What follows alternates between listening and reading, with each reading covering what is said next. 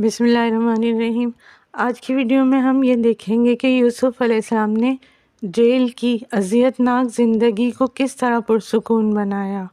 یوسف علیہ السلام کو انتہائی گندی، تنگ و تاریک آبادی سے دور خطرناک قیدیوں والی جیل میں پہنچایا گیا، جو کہ زندان کم پاگل خانہ زیادہ لگتی تھی۔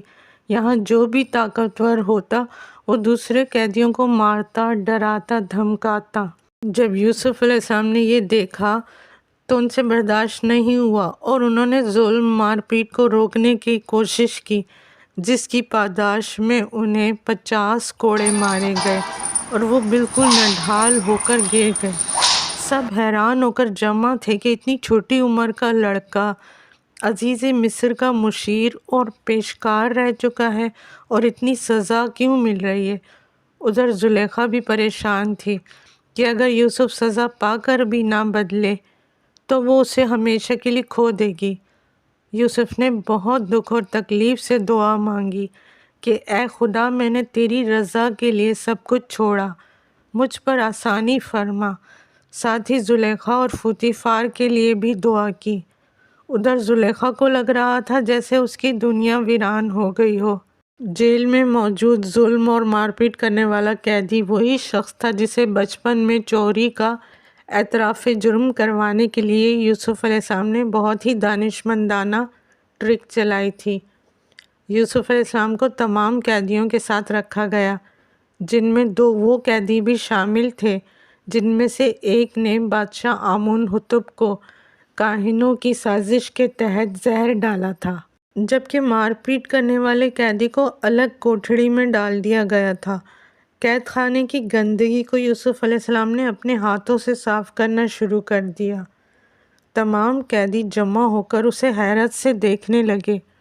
یوسف علیہ السلام نے بھی جب پلٹ کر دیکھا تو ایک بزرگ قیدی میں انہیں اپنے باپ کی جھلک نظر آئی، اور وہ لمحہ نظر کے سامنے گھوم گیا جب 11 سال کی عمر میں وہ آخری بار والد سے مل کر بھائیوں کے ساتھ جنگل کے لیے نکلے اور بچھڑ گئے۔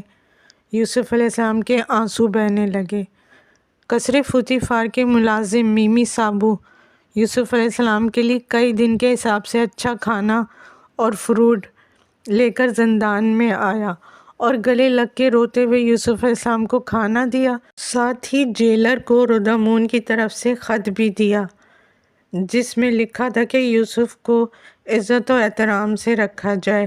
جیلر سب دیکھ کر حیران ہوا اور بولا کہ یوسف کی محبت میں صرف زلیخا ہی نہیں، تمام قصر کے ملازمین مبتلا ہیں۔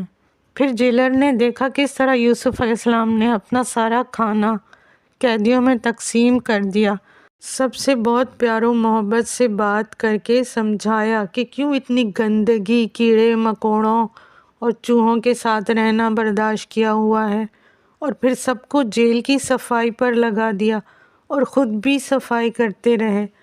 زلیخا کی کنیز نے میمی صابو کو یہ کہتے ہوئے سن لیا کہ یوسف نے کہا ہے کہ زلیخا کی قید سے زندان کی قید زیادہ بہتر ہے۔ اس بات پر زلیخا غصے سے اتنا بھڑک گئی کہ اس نے خط کے ذریعے جیلر کو حکم دیا کہ زندان کو یوسف کے لیے انتہائی کٹھن بنا دیا جائے تاکہ وہ پچھلی زندگی کا سوچ کے تڑپے۔ ویڈیو کا اگلا حصہ دیکھنے کے لیے لائک، سبسکرائب اور اپنے پیاروں سے شیئر کرنا نہ بھولیں۔